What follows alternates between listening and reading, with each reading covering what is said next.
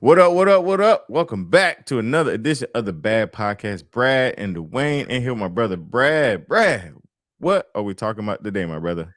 Let's talk about growth. I got a quote here from Carol Dweck. The passion for stretching yourself and sticking to it, even or especially when it's not going well, is the hallmark of all growth. I like that. I like the grow, B. Let's get into it. Hey, good job, guys. Good job. Mental battles. Mental battles.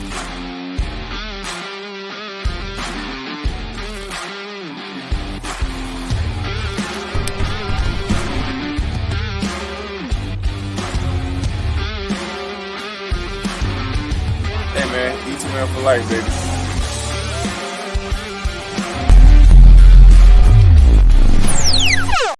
What it look like, what it be like, what it do. Back in here, another edition of the Bad Podcast. Brad and Dawain in here, and we do have a special guest today. But before we get to the guest, man, I actually have an announcement. Brad don't even know anything about this. This is a brand new announcement. When this drops on Monday, probably the following Wednesday or Thursday, a brand new podcast is going to be released on our YouTube channel called Your Natural Best. Myself, the current Yorton Cup champion Eric Sheldon, and Sarah, also a pro OCB champ. We have a podcast called Your Natural Best, and it's going to be dropping either Wednesday or Thursday. So make sure you subscribe to the YouTube channel. We've already recorded a bunch of episodes, so you don't have to wait a long time. They're going to pop on every week, right along like a little duo with the Bad Podcast. So super excited about that. Make sure you subscribe. Make sure you turn your notifications on so you can see that podcast come on. Same location, same YouTube channel, same podcast channel as well. All that's going to be right there. So now that that's out the way, B, man, who do we have on with us today? How about that news, man? Kicking off with a banger. I love it. And speaking of the stage, all right, we got one of the grand masters of the stage with us. One of my run coaches, Rebecca. Tell us a little bit about yourself. Introduce yourself and take it away. Yeah. I'm Rebecca Ard. A lot of people call me Becca. I'm one of the run coaches in E2R and E2M. I've been around for a little over 3 years. And when you said stage, are you talking about like the bodybuilding or what stage? What are you talking about? All the stages of bodybuilding in life. Yeah. So I've done I love a good challenge like you guys. So I challenge myself every week, every day with running challenges. And then of course my clients. I've done a little bit of bodybuilding. I did a little bit of, I do a lot of running, but now I'm into coaching. So like, that's kind of my jam right now is personal coaching and helping others learn to love the sport of running. I love it, Becca. We're going to talk about all sorts of things today, and I want to talk about growth in general. Growth comes in all ways, whether it's fitness or running or your physique game. Maybe it's life. Maybe it's a career change, perhaps. And I want to talk about the relationship of taking care of yourself and prioritizing your fitness and your wellness, and how that's taken you from where you were and brought you to where you are. Tell us, how taking care of yourself brought you to where you are today. Yeah, so I'll start off saying too, I'm a mom of 2 super active kids. So they both know that fitness and health and living a healthy lifestyle is important. They watch me, and it's helped them, especially over the last 3 years since joining E2M.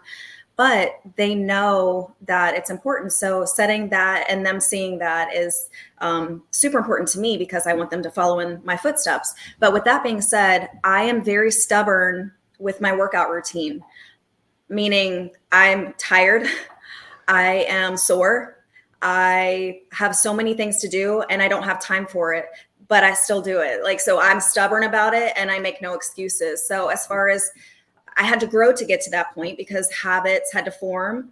And that's where that's what you got to fight for. And you got to dig deep sometimes. But now that nothing stops me unless I'm physically unable to do it. Mm-hmm. Yeah. And Dawain and I have talked about the journey to the land of Oz, the Emerald City, right? And sometimes you have to fight your way through that beginning phase, right? And what happens to the masses is they're not willing to fight in that beginning phase because they just don't see the reward right away. They don't see that product. They don't see what they wanted to see. And a lot of people will go to bed at night and they'll put their hands together and say, when I wake up tomorrow, I want to see X, Y, and Z. I want to see the product. And when they wake up, they just don't see the product. So what do? Instead of fighting for another day, unfortunately, they dig deep into that pocket, pull out the white flag, and they start waving that sucker around and go back into the purgatories of the old habits. Now, this quote that I had read, the passion for stretching yourself and sticking to it, especially when you're not doing well, when it's not going well, those are the critical moments that are going to take you from where you are to where you want to be, because this isn't an easy journey. Dawain's been on the grandest stage. You have been on the grandest stage. I've been on some good stages myself. But you had to fight. Go ahead, Dawain. I'll just say your stage is grand as well, man. You try to downplay your stage. It's like, I've been on some mediocre stages. No, I've been on Iron Man is the grandest stage, bro. Don't play yourself. Yeah, no, I appreciate it, man. It just goes to all of us, right? All of us. When you lead by example, you got kids that follow you or a spouse that follows you. We have a platform. You want to talk about a stage? We have a stage because there's always somebody watching. Now, I want to ask you a couple of questions, Rebecca. And the first one is, how did your relationships or how did this community play a role in who you are today? That's a loaded question because I feel, as far as relationships and how it's built me, I took some losses with being healthy, because when you choose healthy, a lot of people around you that you value have a lot to say about your fitness journey. And a lot of the time you lose those people because their opinions, they kind of hurt, but you choose not to stop going. So they eventually fall off because you're just not on the same journey anymore. And you have to be okay with that. You have to be okay with losing people. But with that being said, you gain so much more, not just people wise, but you gain the confidence and love for yourself that you've never had before. And when you do that, you do need others, but you're also like, man, I needed this person. Like I needed her. Like I needed to be me.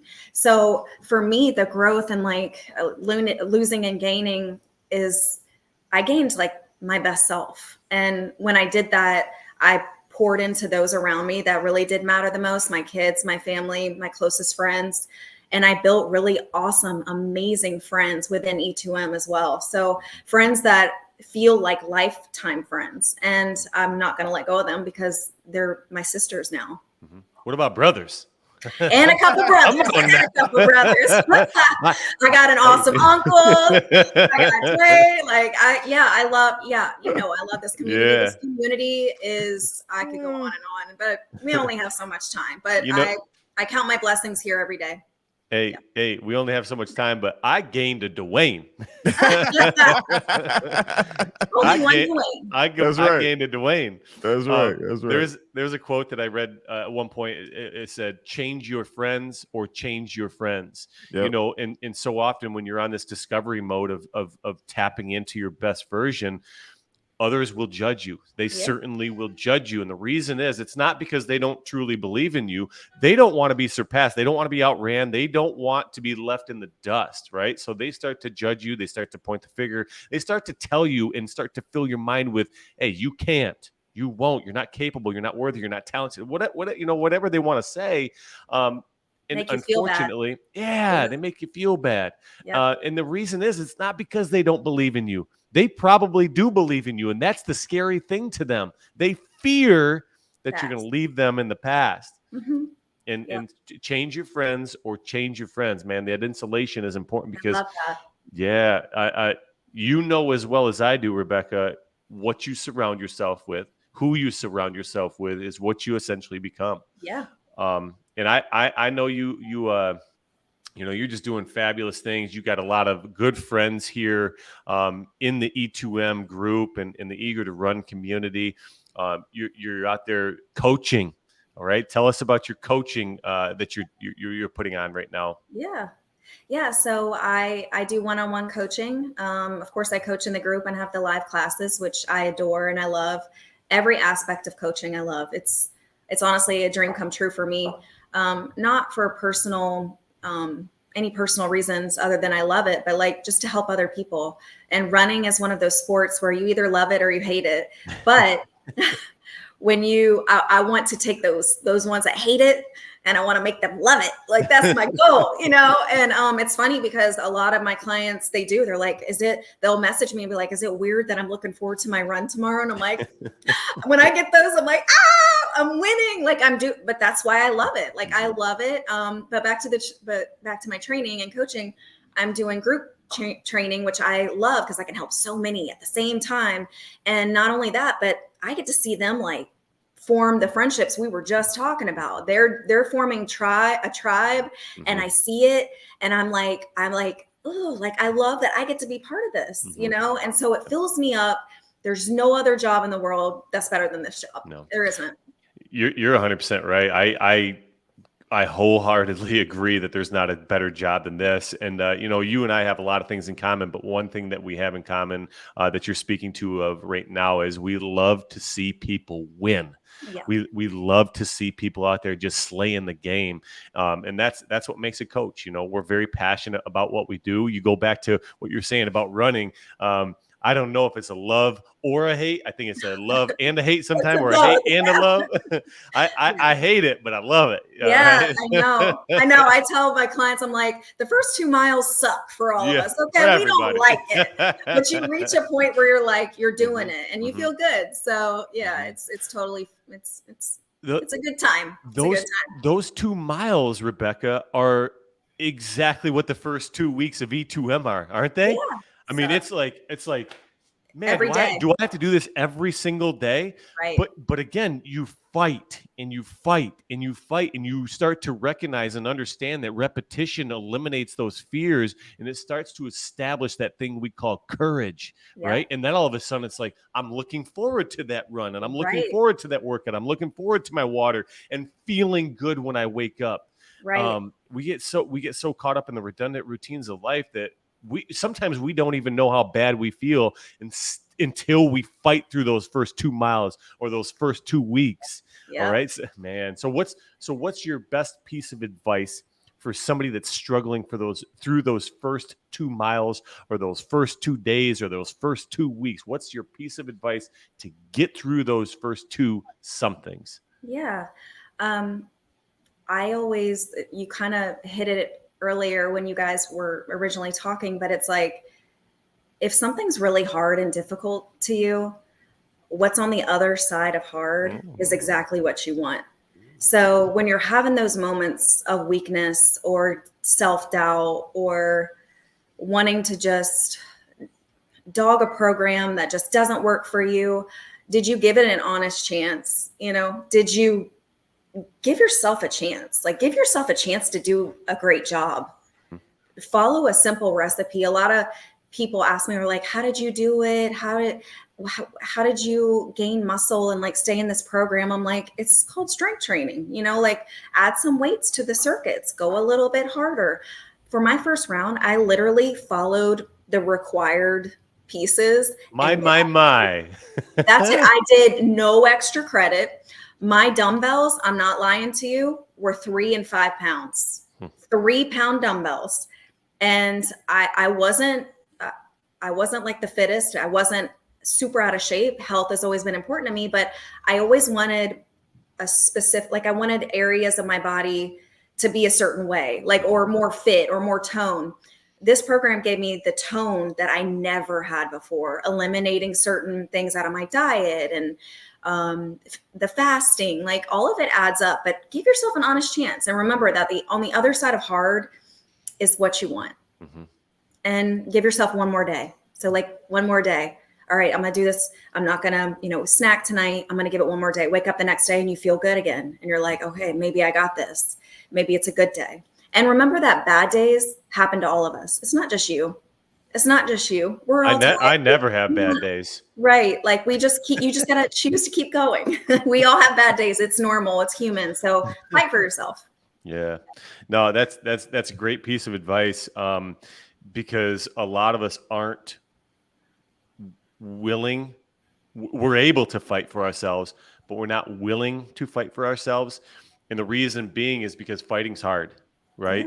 And unfortunately, a lot of us, we don't fight until we get that emergency phone call. We don't fight until we get that bad news. We don't fight until it's ready to fight. And we need to be prepared.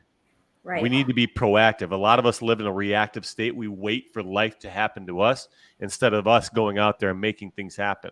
So that's a great piece of advice. Along this journey, you have to take moments to stop at milestones, mile markers, finish lines, and express a sense of gratitude of where you are, but also take moments to be proud of yourself.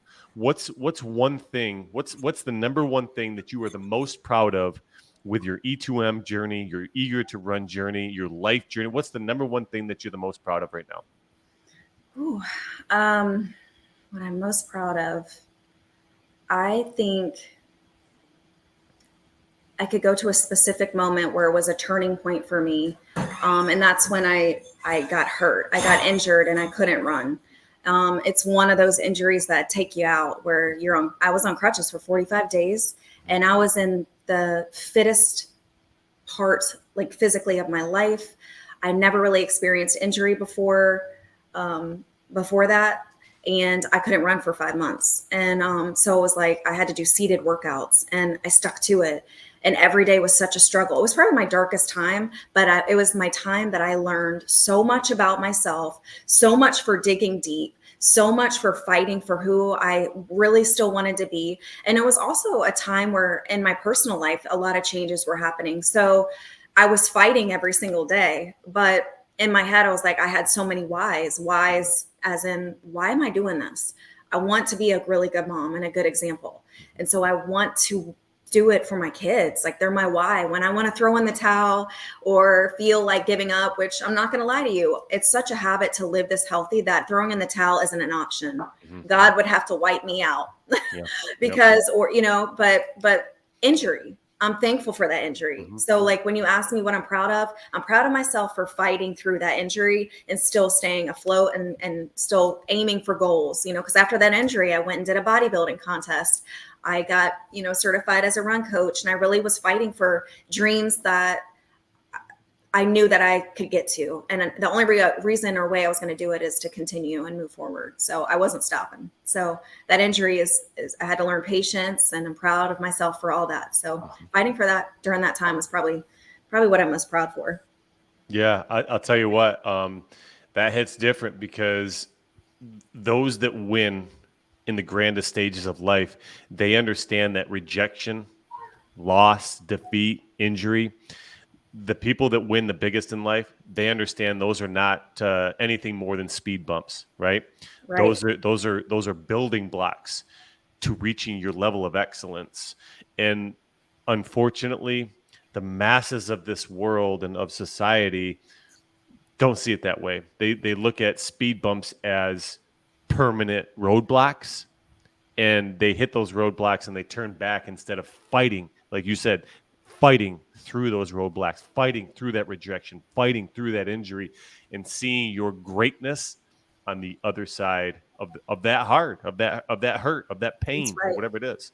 But everything's temporary, right? Even us, we're temporary. Oh, I tell my kids all the time, I'm like, everything you go through in life and every person, every physical, it's all temporary. Like we only have this one body for a short amount of time, and you don't know when you're not going to have this body that is able to do the things you can do right now. Right. So you're right. Yeah. Everything's temporary. Mm-hmm. Everything.